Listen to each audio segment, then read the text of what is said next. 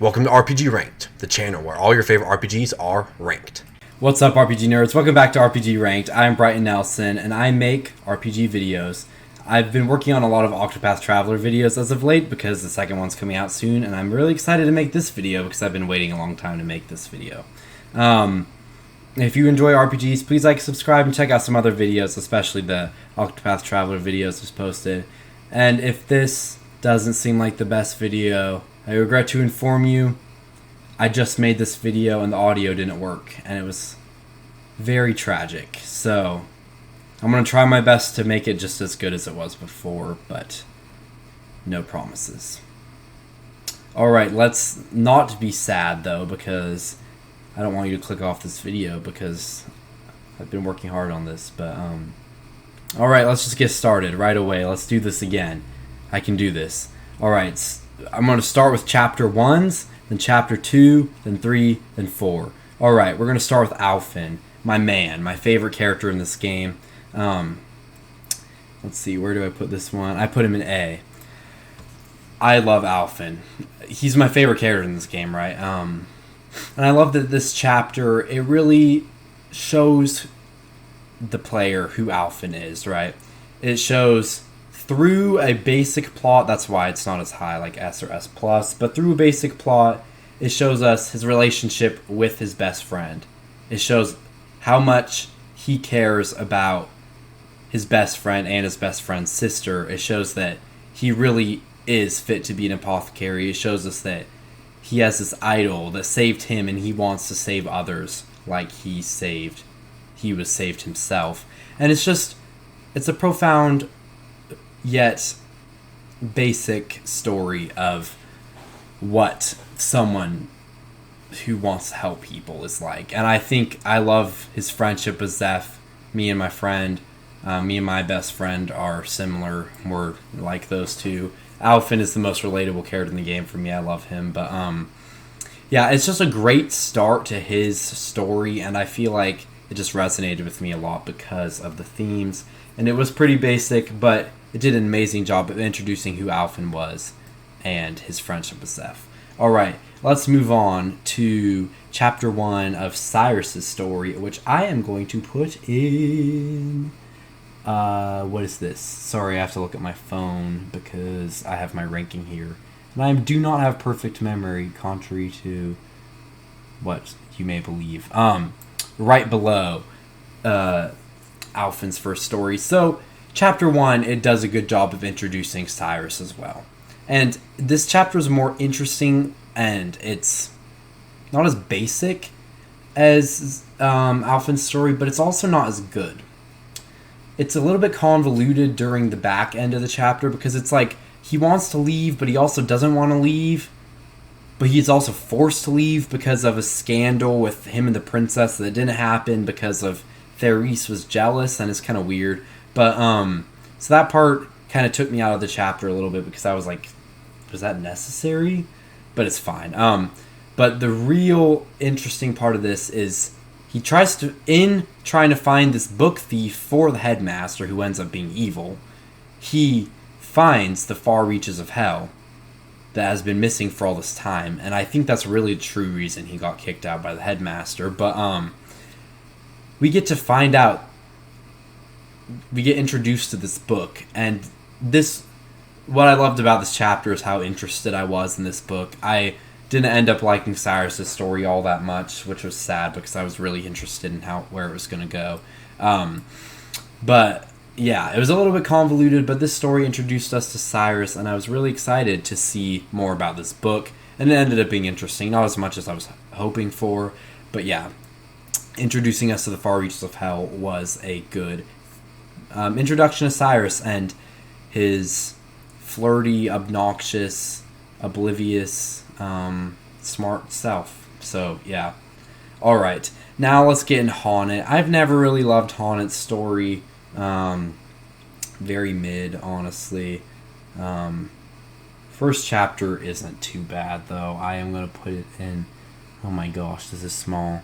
No, actually, no, her first... So nothing, I'm not putting anything in D or F tier. I just have it here to show that, like, this whole game is great. But Yeah, C tier for Hana. It's just basically all this is you get some nice story about her and her master, but then you go to a forest and you kill a beast. It's not really interesting to me. Nothing about killing beasts is very interesting to me. This chapter isn't. I mean, Hana's story isn't personal enough, in my opinion, for the antagonist to be interesting. Sure, yes, there are characters along the way that I really do enjoy, but do I really enjoy a story where all it is just killing a bunch of beasts? Not necessarily. It's not really my vibe. So Haunted's storyline in general is my least favorite. And this one does an okay job of introducing it, but it doesn't really introduce the whole point either, which Chapter 2 ends up introducing that, like, you have to save your master, whereas in Chapter 1, oh, he's missing. Yeah, I don't know. It's just not a great first chapter and not a great story, but it's not too bad. Alright, speaking of, though, Olberic's first chapter, I love the rest of his story, but his first chapter is my least favorite chapter in this game. Like, it just was a little disappointing because, unlike Haunted, it introduces us to something I was really captivated by. And then it just forgets about it until Chapter 3, basically. We don't really return to it. I mean, not really forgets about it. He's trying to figure out, like, who killed the king or whatever during Chapter 2, but, like, it's a very slow burn, and instead of actually caring about that, he's like, oh, we just got introduced to Olberic, but now he's not even Olberic. Now we're saving this random kid that I don't really care about, no offense to that kid, but just we get introduced with this cool hook, and then it just doesn't really care about it until like the end of Chapter 2 and 3, so not really my favorite thing. It's very basic, and Ophelia's Chapter 2 and especially Alfyn's Chapter 2 do a much better job of the let's help a kid type thing. Hey, the good thing about this that I had to restart it is that I'm being more concise. That's nice, but yeah. Alright, let's move on to Chapter 1 of Ophelia, which is S+ tier. This just does an amazing job of introducing her relationship with Liana and her father, and showing the difference that there is between an adopted daughter and a biological daughter, just showing the effect that Ophelia just didn't always feel like the same relationship, and seeing that Ophelia is that really kind person who's willing to sacrifice her own relationship with her father to help out her sister. I loved that. Also, we get some other really cool things. Just the whole setup of her character and her relationship with Liana and her relationship with her dad. Like, that was just some of the best storytelling in this whole game. It really set up her chapter, and I just loved this so much. And it came full circle in Chapter 4, and it was just fantastic. Yeah, speaking of fantastic, my favorite chapter in the entire game is Primrose's first chapter. And it's kind of weird that I'm already at my favorite chapter, but it's just true. Chapter 1, the Chapter 1s are basically hit or miss for me. Like, obviously, some of them are great and some of them are just very mid, but this one was fantastic. I hated Helganesh so much, and just we start off. It's very interesting to see where we start off as Primrose, and as we get to know more about her, we see like her past, and we start off at a point where she isn't the Primrose that she wants to be. She's dancing for money under like an abusive person, just trying to figure out about how she can kill this dude, that one of the guys who killed her father. You get thrown into the story where she's like not in a very good place, but she has this friend, and this friend is awesome, and like just a great friend to her and stuff. And she sees the good in Primrose, even though everyone else hates her and stuff, because she's the best or whatever. Helganesh is just this piece of garbage, and I was so happy to kill that guy, especially after he killed that friend. I was so mad. And there's just a lot going on in this chapter. I was never bored. There were a lot of themes, and I think even though there were worse villains in this game, like people who did worse things than Helganesh, which is pretty bad because he's terrible too, But like I was like, you know what? I hated this guy the best because hated this guy the most because just the way they set it up, and he was just a goon of one of the three, but like just this was such a well written chapter. There's a lot going on, and it was all very good. And you get to see some of the darker side of storytelling, which you don't see in some RPGs. So yeah, just love that chapter so much, and it sets up so much 3 other fantastic chapters. So Therion's first chapter, it's okay, I guess. It goes here. So there are definitely some cool things about this chapter. Like, you start off in the tavern, you're listening, you really instantly know who Therion is. He's a thief who's trying to get information, and he wants to break into this place because treasure, and he's a thief, right? And he realizes, I mean, it's an okay dungeon. You get to know more about him, but where this chapter truly shines is at the end, where you realize, and it isn't as cool until you've played through all the way to chapter 4, but you realize that he broke into the house of a guy who wanted him to break into that house, and that guy used to be a thief, but he's too old now to do what he wanted Therion to do. And it's just all this cool stuff, and you realize Therion's like, I'm not perfect, I gotta make up my debt, this is kind of embarrassing that I got caught as a thief. And I will say the mansion is probably the best dungeon out of all the first chapters. This game doesn't really have good dungeons, to be honest, but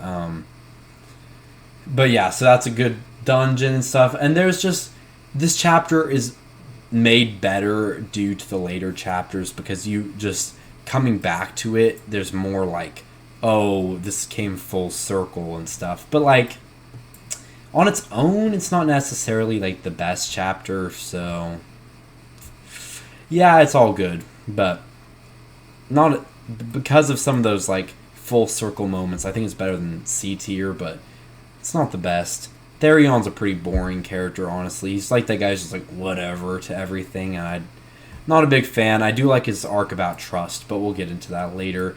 Next, we move on to Tressa, who I'm going to put right behind Therion, if I remember correctly.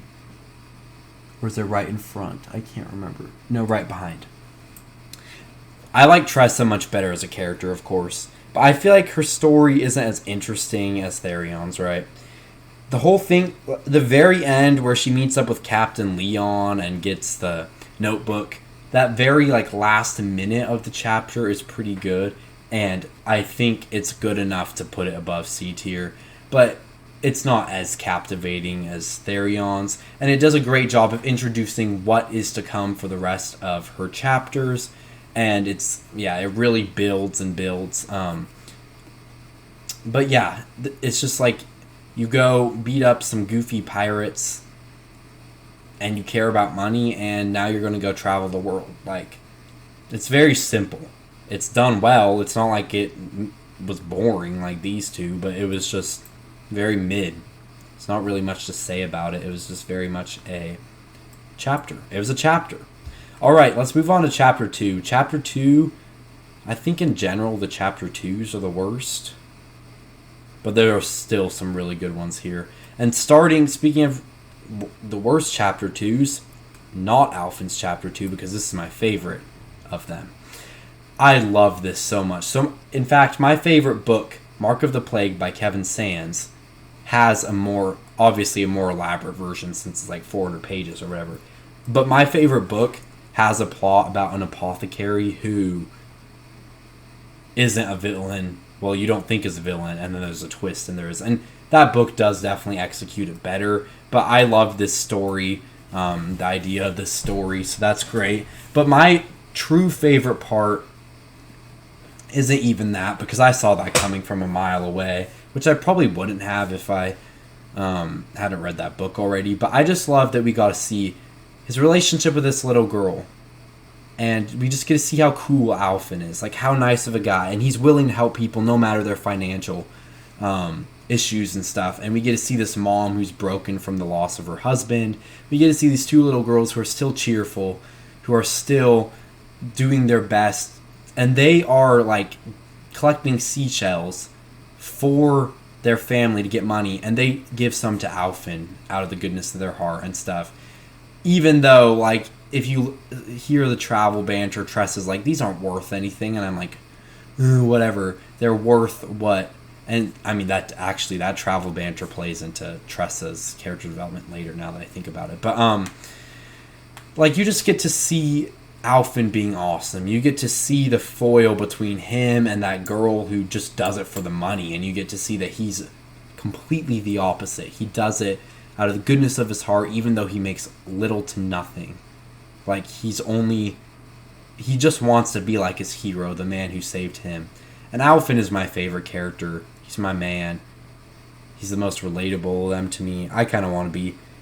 If I grew up during the Octopath Traveler times, he would be my hero, Alfyn. But anyway, let's not get sappy here. I love this story, though. It's not my favorite of Alfyn's, but it is my second favorite of Alfyn's. So that's a great chapter 2. Now the rest of them aren't quite as good. Let's move on to Cyrus's chapter 2, which is okay. I'm going to put it behind the first Cyrus chapter 2 because, you know, it's okay. You get to meet that funny lady Odette or whatever. She's funny. And you get to meet... And the whole part about, like, the blood crystals and stuff, it sets up, like, what the book from the Farther Reaches of Hell is actually about. And that's all fun and interesting and all that. But, you know, is it really as good as the first part? No, because I don't know. I was just super excited about that book. And this is still good, but it's not as good as I don't know. This part is cool, though. The blood crystals and stuff. The mystery of this chapter isn't as good. But it's also not as convoluted. It's a cool story, cut right to the point, and yeah, it's not as intriguing as the first chapter. And we don't get like Cyrus and stuff in it. The people back at his hometown. Don't even remember what it's called. Atlaston. Yeah, there we go.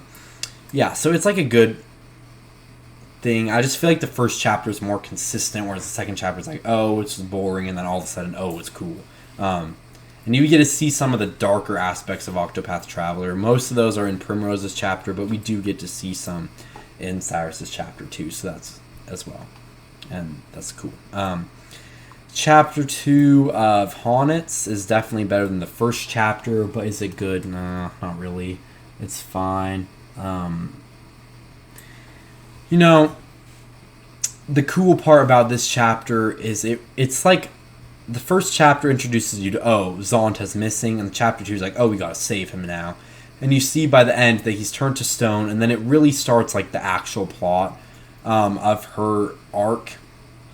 And you get to see some fun characters, and I don't love Haunted stories. It's just always going to a forest, killing a beast, oh, it's done. But I guess it's a cave for the last one. I guess that's a little more interesting. But I just think it's cool that we actually get to see that what's happened to him. We get to see what builds up the next chapter. And yeah, it's better than this one. But is it still great? No, it's not one of the great chapters. But is it boring? No, these are boring. This is not boring. So yeah. All right. The Olberic's second chapter is much better than his first chapter. So much better. I'm putting it here. I am a sucker for tournaments and RPGs, a sucker for Colosseums, especially when in this game, most of the chapters have like definitely don't have multiple bosses, like, or this one has like 5 though. And so you like challenge a dude and then you fight 3 in the tournament and then you fight the chapter boss. That's cool. I love that, and I like that girl that like sponsors you, and it's just fun. And is it like thought provoking? Is it emotional like some of these S+ chapters? No, not really, but it is fun. I love Colosseums. Like I love it in Lost Odyssey, Ni no Kuni, Tales of Vesperia, all the Colosseums given me. I don't know if I like the FF6 one that much, but anyway, FF Dimensions is not good either. But anyway, it's besides the point. I love the Colosseum story in this game, and it was just fun. I loved Chapter 2 a lot. Alright, let's move on to Chapter 2 of Ophelia. This is one of the most disappointing chapters for me, coming off of Chapter 1 as one of my favorite chapters. This one wasn't bad or anything. It just wasn't amazing. It's basically just like Alfyn's Chapter 2, but worse. Helping some kids. Instead of like saving a life of a kid, a guy lost his brooch or whatever. I think what is cool about this chapter is you get to go back to like those elementary school days where you had that one friend who you like hated for a little while because of they lost your favorite crayon or they knocked your lunch over or something or whatever the heck happened. But then you come to see like they weren't that bad. They were trying their best to fix it and stuff. And I like the little story. It's a little fun story. But is it anything grandiose? Is it anything super interesting? Not necessarily. So I am going to put that right here. It's a good one, but it's disappointing compared to the first chapter. We'll just say that. Speaking of disappointing, not Primrose's second chapter. I am putting that here. Not as good as the first, third, or fourth chapters, but the second Primrose chapter is still really good. It's wacky, though. Like, you get in a caravan, and then all of a sudden there's, like, this guy who is, like, selling people so that they can become people's daughters, and, like, oh my gosh. There's, like, a bunch of, like, prostitutes or whatever, and it's, like, all this wacky stuff, and I feel bad for them, but I don't think it's as good as the other chapters, honestly, because it's kind of like too much for me. Like, I'm okay with killing an evil dude, but I feel really bad for these people who have to sell their own bodies just to live. Like, I mean, if they want to do that, but who really want, like, I mean, some people might want to do that. If you want to do that, do whatever you want to do with your life, but like, these people are not in a good place, and I don't know. It's hard for me to bear that, so it's not like one of my favorite ones. It's not one that I really want to replay, but like, it is a great chapter, a great story, something that you don't really see in many RPGs. So it's definitely a new and interesting story for me. But yeah. We also didn't get as many interesting characters and backstory in this chapter, which chapter 1, 3, and 4 do really good for Primrose. So, alright, Therion's chapter 2, my second least favorite chapter in this game. Nothing really happens. It's basically a rehash of the first one with a less interesting mansion, less interesting characters, and backtracking. There's barely any backtracking in this game until you get to this, where it's like, oh, steal this, and then we have to walk back, and steal this, and you have to walk back, and steal this. No, it's not even interesting. It's just artificially lengthening a chapter that's not even that good. The only thing that I like about this chapter more than the Olberic's first chapter is that Olberic's first chapter teased something that I was really excited for, and it disappointed me. Whereas this one didn't. I wasn't really excited for this chapter anyway, so I wasn't disappointed. And also, that one dude was kind of interesting, the guy you had to keep talking to, but there are much more interesting characters in this game. So, alright, Tressa's second chapter. This is a pretty decent one. I'm putting it here, I think. Yeah. Though this is kind of just like a worse version of Therion and Olberic's chapter 4, it's still a good one. It's one of the 3 towns where just like the whole town is run by some like dictator person. And in this case, it's mostly just an economical thing where he's like, oh, I'm going to steal your gold. And it really fits with Tressa's story. And it's interesting to see like the economic side of Octopath, but there are much more interesting things than money, in my opinion. But my favorite part of this chapter is that she gets introduced to Ali, which sets up chapter 4, and then which sets up chapter 3, which is my favorite Tressa chapter. And it sets up stuff. It has a good the villain is hilarious. He's so stupid that he's funny. He's like, oh no, I can't operate here anymore. I have to move on to a different place to get my money. And he's so cringe. But he's one of those cartoon type villains. But it's a fun chapter and all. Is it anything crazy, like profound or anything? No, but it's still a fun chapter. It has some nice themes about economics, so I guess that's cool. Oh yes, chapter 3 of Alfyn. I freaking love this chapter. I don't even know. This chapter just has... I wasn't expecting to be playing a game with this story where, like, I actually... It's like thought-provoking where, do you save the life or do you let them die because they're a bad person?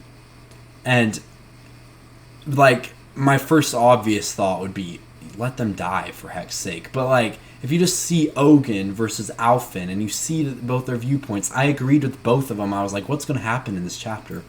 And then you see that Alfyn, in doing a good deed, does a bad deed as well, and that he made a mistake in his choice and stuff, and what that leads to. And that leads right into chapter 4, where you get to learn more about Ogun, which I'll get into. But you learn more about Ogun and how he just didn't want Alfyn to be like him and stuff. So you get this profound story about should you save people or not, and it's actually very interesting. Like, not that I would ever hopefully be in that situation, but it's just an interesting thing to think about. And Alfyn is my favorite character, so great story. My favorite character, you can't really go wrong with that. I loved it. Chapter 3 of Cyrus's story is going to have to be my least favorite of Cyrus's. Probably mostly just because I saw the twist coming from a mile away, and it wasn't very interesting to me. I think it goes... I'm trying to figure out where this goes. Oh, yeah, right here. Yes. Maybe. No. I'm sorry, my phone is so freaking tiny. What the heck? Yes. No. Here. Seeking Prophecy's treasure. Oh, what am I doing? I'm so stupid. Alright, that's what I meant to do. Anyway, this chapter, I saw the twist coming from a mile away. It was too obvious for me, so it was kind of boring. And it was just like, oh, this guy's bad. Oh, now we've killed him. Let's go find the guy with the other book. Oh, now we've killed him, and now we get to chapter 4, which is actually a good chapter. My favorite part of chapter 3 was that it introduced the idea of, should I share the knowledge with that? Why would you hoard the knowledge when you can share it with everybody? That was the coolest part of this chapter. And chapter 4 went into more like the idea of that knowledge can be used for good and for evil, whereas chapter 3 was more like, should I share it or should I keep it to myself? And it's just nice to have a foil to Cyrus to see what different opinions there were and how that led to them becoming evil or whatever. Yeah, I just... The headmaster twist, it wasn't... Cyrus's twists aren't very good, I want to be honest. None of them were surprising for me. They were all like, okay, that made sense, but it was kind of dumb. Yeah, so this is not my favorite chapter of Cyrus's, but it's still good. I like the whole, like, yeah, the foil of, like, the idea of knowledge. But other than that, it's just pretty mid. The boss was fun, though, I guess, so that was good. And being thrown in a pit was fun, I guess. Alright, chapter 3 of Haunted's story is my least favorite Haunted, and one of my least favorite chapters in the game. I like Susanna, and I like the guy that, the other guy, can't remember his name. And if you do the side story about him, you get to learn about how he, like, was sent to kill Susanna, but changed his mind, and you get to learn some cool stuff about, like, don't get me wrong, I like the characters. But we don't get as much about the Master as we did in Chapter 1, which made it interesting. And at this point, I'm just bored of Haunted. Not bored of the character. Haunted is one of my favorite characters, but of the story. I'm just kind of bored of the story, and it's a fetch quest to get basically something that you have your hands on in every other RPG. Basically the equivalent of a gold needle, just to protect yourself from petrification. And I do think it's cool that only one enemy in the whole world of Octopath Traveler, Red Eye, or whatever, has the ability to petrify, so it makes it this cool story. But it's just, it's just like Medusa or something. It's not anything crazy interesting. And I do like her chapter 4 a lot, which I'll get into, but like, did I really need another haunted chapter? Not really. So I like Susanna, I like the dude, but it's just a fetch quest to get something, and it's not very interesting.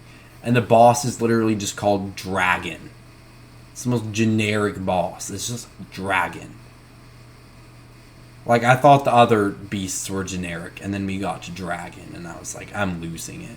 Luckily, Chapter 4 saved it, though, for me. Alright, Chapter 3 of Olberic's story. I really like this one. I think I put it right above Chapter...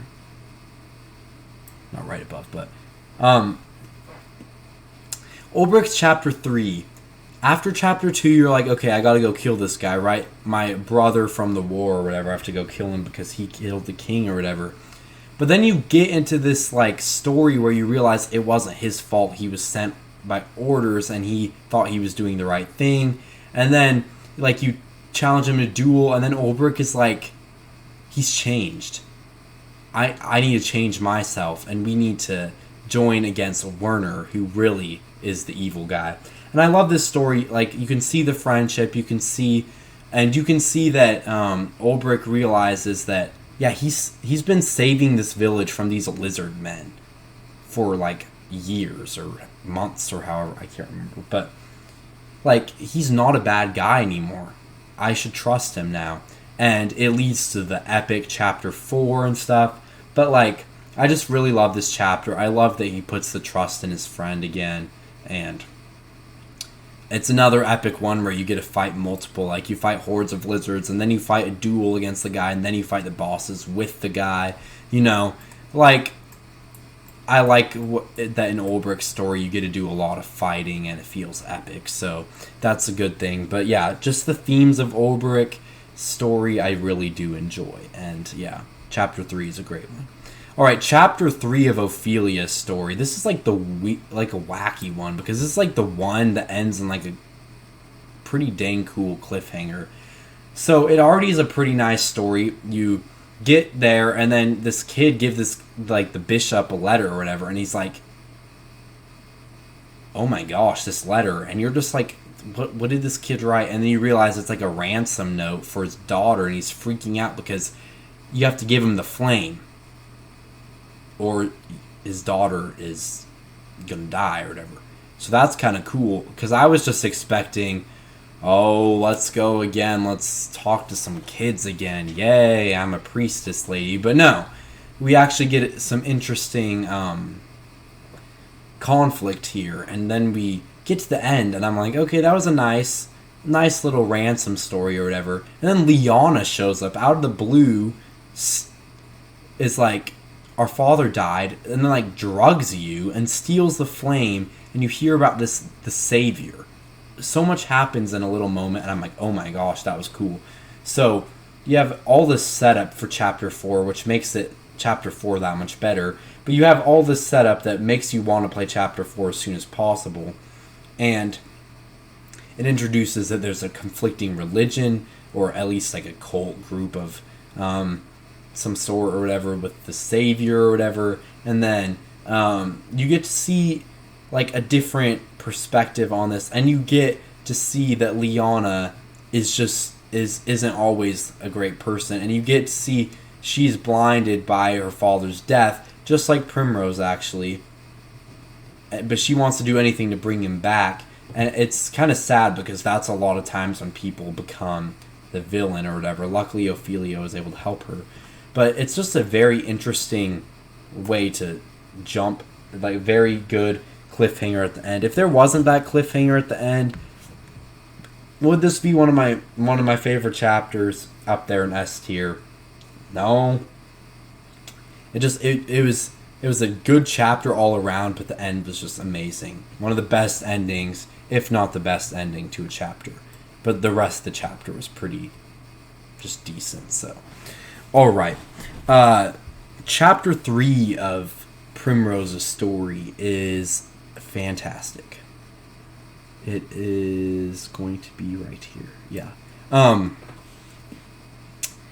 So we get thrown into... So we we understand Primrose from like midway through her life, right? Or we get introduced to a character at this time, and then we slowly get to know more about her from the past. So we learn more about her dad, learn more about her past lover, and learn about this guy that her dad served with that's gone missing. And you learn all this stuff throughout chapter 3. And at the end, it all comes together, and you realize that this man that she's loved forever betrays her and like freaking stabs her. And it's just, you get to know all this about Primrose, and she definitely has the most in-depth backstory. I mean, you get a lot of depth with like Ophelia's relationship with her sister, but just about her, you get so much about Primrose in chapter 3, and it's amazing comes story. The Right Wing himself isn't a compelling villain or anything. It was just, oh, it's this guy, right? But the whole Simeon thing was awesome, which led to chapter 4, which is crazy. That dude's psychotic, but like, you get to just, there's a lot of cool parts in chapter 3, and it is awesome. Alright. Oh, sorry. I'm tired. It's been a while. Finding Darius, chapter 3 of Therion's story. It's a pretty good one. The whole part where like Heathcote comes and he's like, oh, my back, and he's like trying to help save you. That part's fun. Again, playing dress up is fun. Darius is not nearly as interesting as Werner, in my opinion, but it's still cool. It's still better than like that one dude in Tressa's chapter 2. I don't know what his name is, but like Darius is compelling here. Like, you finally get to learn some stuff about Therion to make you like him a little bit better. You get to learn some of that backstory for Therion, and that plays into chapter 4 and plays into his whole arc of trust and Heathcote and Cordelia and stuff. And you're like, you know what? Therion had an okay story, right? One of the worst stories, but also this is a solid chapter. I think it's nice that we get to learn about why can't I stop yawning? You get to learn about Therion here, and we get to learn, actually about him. And not just about him as a thief, but him as a person. And we get to see why he doesn't trust people, why he doesn't want to be part of this Cordelia Heathcote thing, right? So, yeah. Great chapter. Alright, Captain Leon's Past. I love this chapter, Tressa's chapter 3, and it is going right here.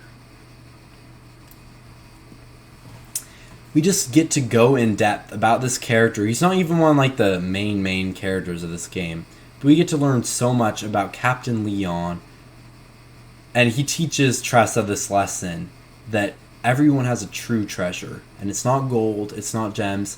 And it's just a profound message that I really like, because so many people in this world just want their Lamborghini, they want their Octopath Traveler 2, they want their chicken from McDonald's or whatever they want, and they're not like looking for the true stuff in life, right?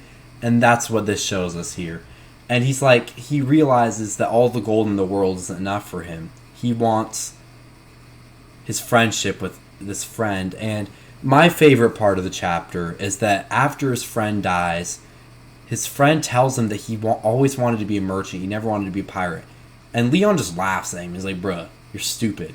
But even though he didn't really agree with this, he decided to honor his true treasure, his friend. And he decided that he was going to be the merchant that his friend never got to be. And I think it's just this amazing story.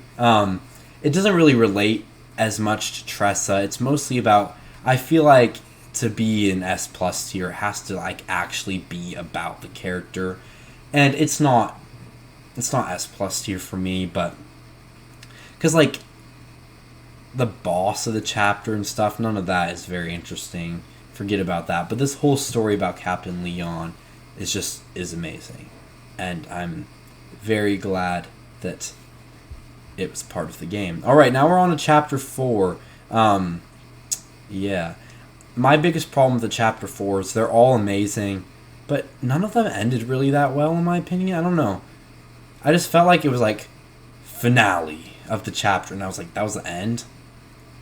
Like, you just like waved to a guy from the grave, and then you just walk away, and then all of a sudden, oh, chapters. Primrose's whole story's over. I'm like, what?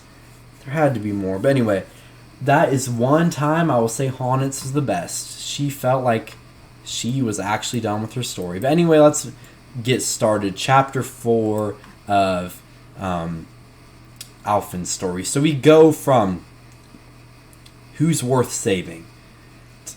We get to learn more. Chapter 4 is very much a continuation of Chapter 3. We get to learn why Ogun believes that you shouldn't save certain people.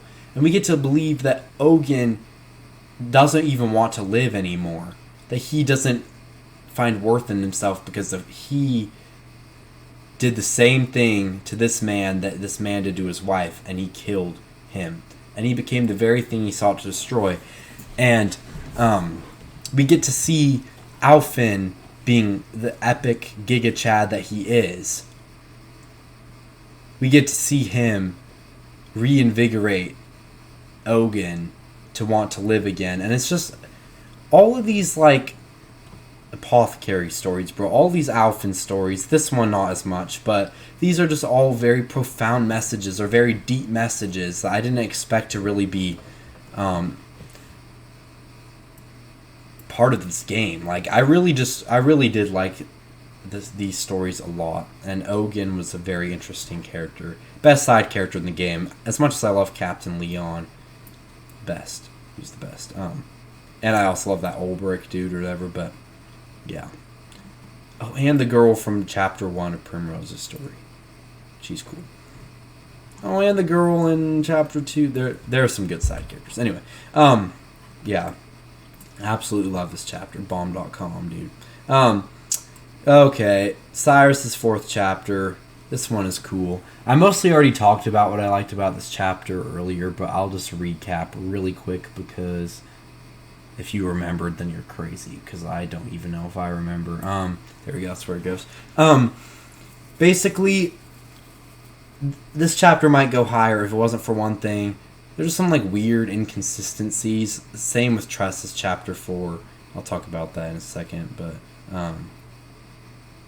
actually, I'm gonna move these two up here. I need to talk about these ones last. It's when I first recorded this, I was like, really, I'm ending with Therion and Tressa of all people. That's stupid. So I'm moving on.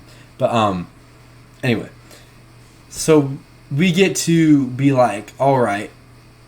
We get to see the foil of should we, like, we can see that this dark knowledge can be used for good. We get to see like this battle of just two smart people going at it in an argument.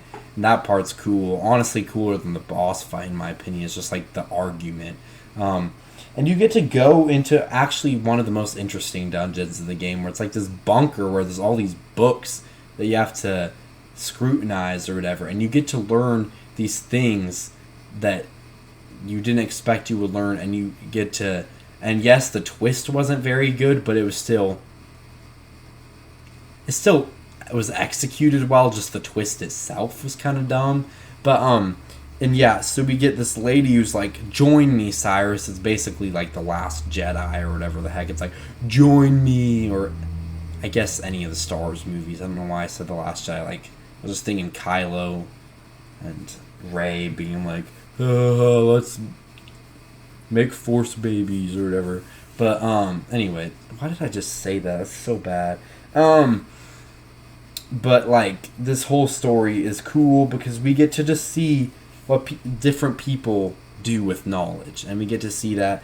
Is it honestly that great? No. And I think it's hilarious that you expect me to believe that turning a button, like, nobody would just see a button coming out of a rock, and if they pressed it and it didn't work, I would probably try turning it at some point if I just saw weird buttons sticking out of a rock. But I don't know. You know what? Maybe people are really dumb in the Octopath Traveler world. But honestly, it's a good end to Cyrus's story. Is Cyrus my favorite? Not necessarily, but he's pretty good. Alright, let's move on to Therion's. Those right here in A tier. Like I said earlier, Darius is not as interesting as Werner or even Red Eye, honestly. But it's a nice little. You get to go on this mission, destroy Darius in a town where Darius is like leading the whole thing. The fun part is that you get chased, even though you literally didn't do anything yet in this town. You're wanted, and everyone knows who you are, even though you've never been there. So that's kind of funny. I don't know. Found that kind of funny. And I love my favorite part of this chapter is when Heathcote jumps out and it's like, I'm here to save you. And then he pulls you into a house and he's like, oh, my back. Like, you need to do this alone. I was like, all right, that's kind of funny. And then, oh, actually, no. My favorite part about this chapter, the reason I even have these chapters this high is because it comes full circle by the end and he trusts in people again. And my favorite part of Therion's whole story is when he reveals to the one girl, Cordelia, that he could have taken that band off at any time, but he decided to go through with it. And that's the one moment I was like, you know what? Maybe Therion's a good guy after all. And even though he's my least favorite character personality-wise in this game, I was like, you know what? I kind of like Therion.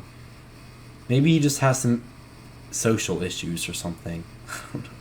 But yeah, there's some very good moments in this, and at a good, like, grand scale, but not quite as much as some of these other ones. So yeah.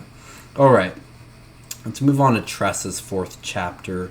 I don't remember where this one goes. Let me look really fast. Tressa's 4th chapter. I think it goes. Yeah, it goes below. Yeah, there we go. Okay. There were 3 chapters I teared up in during this game. Primrose chapter... No. I said 3 last time, too. It's 4. Chapter 1 of Primrose, Chapter 1 of Ophelia, Chapter 2 of Alfyn, and this one. I don't know why I teared up during this one, because now that I look back, there's some weird plot inconsistencies that throw me off from this one. But there are still some great moments. So Ali is as epic as usual, and I like that she embraces what Captain Leon said and is like, you know what, I do have to find my true treasure. And she decides, I don't need a billion leaves. I don't need some glorious gem to win the heart of Noah. I just need this notebook, these memories that she can't access because she can't travel the world on her own. And by the end, she's like, you know what? I'm going to make, even though it's hard, I am going to travel the world. I'm like, Tressa has inspired her, and Noah is now the next writer of the notebook. And it's all this cool stuff. I can't get around the fact that that notebook would be the most important thing in Tressa's life. That's just the one thing that puts this chapter lower for me. Like, it's a great ending to Tressa's story, but what about her friendship with Ollie? Like, to me, Captain Leon just had a much more captivating treasure for him. Like, his story was, like, a lot more interesting than Tressa's, in my opinion. And I still think this whole idea of helping Noah was great. Just the fact that that's her most important treasure, that notebook, I can't really believe it. But that might just be me. Maybe I'm just too materialistic or something. But all right, let's go with defeating Red Eye, which I was actually very happy with this chapter. I was worried that I was not going to like it, and I was like, oh boy, here we go again. Can't even find... Oh, yeah. There we go. That's where it goes. Right below this one. I don't like it as much as Tressa's chapter, but this one doesn't have weird inconsistencies. But this one is just grand in scale. And I like that not only are you saving your master, but you're helping save this town, right? This town that really does need you.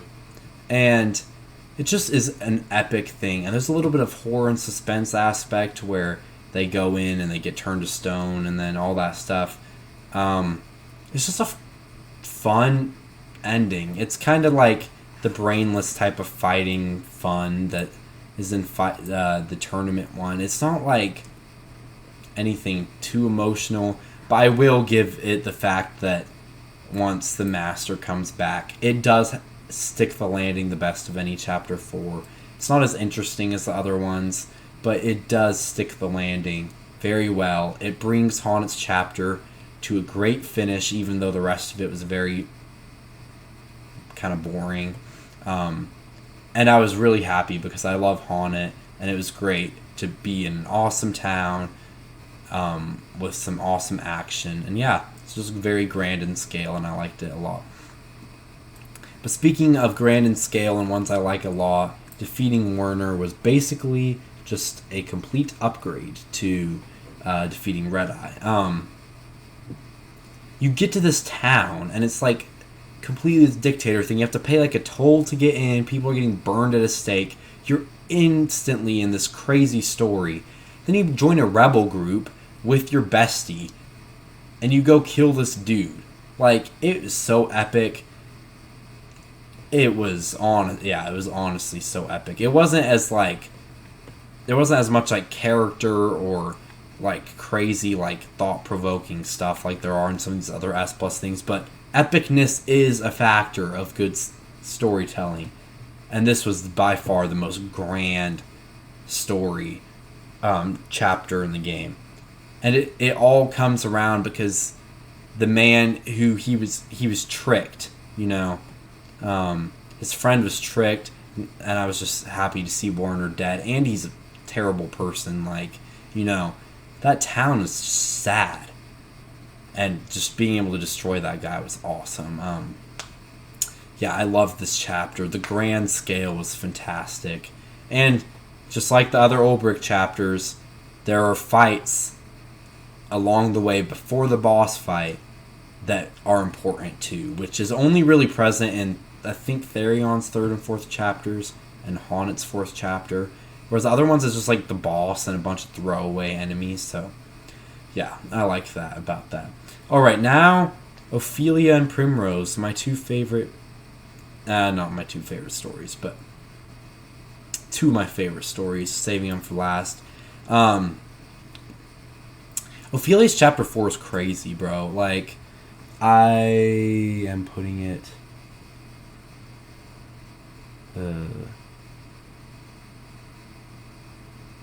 where do I put this one? Oh, I put it right here. Cool. Coming right off the heels of chapter 3 with that crazy plot twist, then you come to this town, different like religious cult, your sister has betrayed you, and you're in a town where everyone hates you because you're of the sacred flame or whatever. And these people, you get to see more of the magical side, and Cyrus has some of that, but you get to see this like dark magic that you're like, oh, that might be from the far reaches of hell or whatever.